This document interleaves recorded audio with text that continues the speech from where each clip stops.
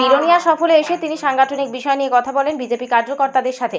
একসময় দক্ষিণে দাপিয়ে বেড়ানোর নেতাকে কাছে পেয়ে আবেগ ধরে রাখতে পারেননি কার্যকর্তারা। বাম আমলে দক্ষিণে বিজেপি সংগঠনের বিস্তারের ক্ষেত্রে সুবল ভৌমিক ভূমিকা একেবারে অনস্বীকার্য।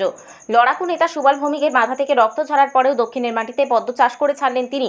এই লড়াকু নেতা প্রদেশ সহসভাপতি সুবল ভৌমিক কার্যকর্তাদের সাথে দেখা করার পর এদিন একাত্ম মানবতাবাদী স্রষ্টা পণ্ডিত দীনদয়াল উপাধ্যায়ের জন্মদিন উপলক্ষে ওনার প্রতিকৃতিতে ফুল দিয়ে শ্রদ্ধা নিবেদন করেন কার্যকর্তাদের আয়োজিত ত্রাণ শিবিরে উপস্থিত হয়ে।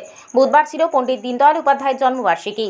এই জন্মবার্ষিকীকে সামনে রেখে ত্রাণ বিতরণ কর্মসূচি আয়োজিত হয় 37 শিক্ষক মণ্ডলের 1 নম্বর বুথের। বুধবার বিকাল 3টা নাগাদ বড়জ কলোনি কমিউনিটি হলে এই কর্মসূচিতে যোগ দেন প্রদেশ সহসভাপতি। সেখানে প্রদেশ সহসভাপতি সুবল ভৌমিক উপস্থিত হয়ে বন্যায় ক্ষতিগ্রস্ত অসহায় মানুষদের হাতে ত্রাণ সামগ্রী তুলে দেন। আলোচনা রাখতে গিয়ে বিজেপি প্রদেশ সহসভাপতি বলেন, ভারতের স্বাধীনতার পর এই রাজ্যে এরকম ভয়াবহ বন্যা আমরা কখনো দেখিনি। বন্যায় মানুষের অর্থনৈতিক এবং রাজ্যের সামগ্রিক উন্নয়নে ব্যাঘাত ঘটেছে। গত 6 বছরে আমরা অনেকটা এগিয়েছিলাম। গ্রাম পাহাড়ি উন্নয়ন, রাস্তাঘাট উন্নয়ন, মানুষের আর্থসামাজিক রাজনৈতিক অবস্থা অনেকটা এগিয়েছিলাম। কিন্তু এই ভয়াবহ প্রাকৃতিক দুর্যোগের কারণে আমাদের একটা বড় আঘাত এসেছে। ঐক্যবদ্ধভাবে আমরা সেটা মোকাবিলা করতে হবে।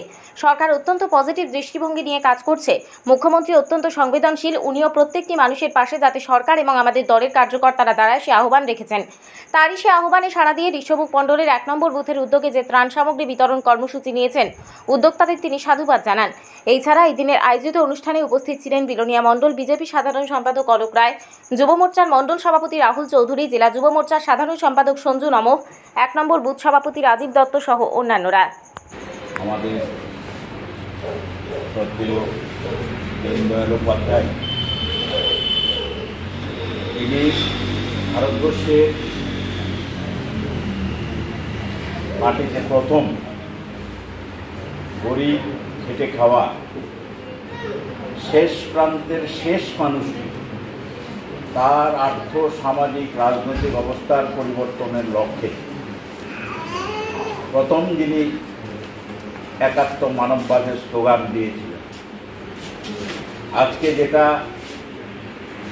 কেন্দ্রে ভারতীয় জনতা পার্টির সরকার, আমাদের প্রিয় প্রধানমন্ত্রী নরেন্দ্র ভাই দামোদর দাস মোদীর নেতৃত্বের সরকার, সেই একাত্ম মানববাদকে সামনে রেখে বিভিন্ন ছোট ছোট প্রকল্পের মাধ্যমে 140 কোটি মানুষের দেশ, এত জাতি ধর্ম বর্ণ ভাষাভাষী মানুষ পৃথিবীর আর কোথাও নেই।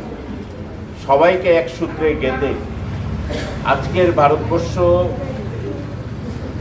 পৃথিবীতে খুব বড় জায়গায় আছে এবং যে স্লোগানটাকে সামনে রেখে আমাদের দেশ এগোচ্ছে যে ভারত আবার জগৎ সবাই শ্রেষ্ঠ আসন লবে, সেই লক্ষ্যে অনেকটা এগিয়ে।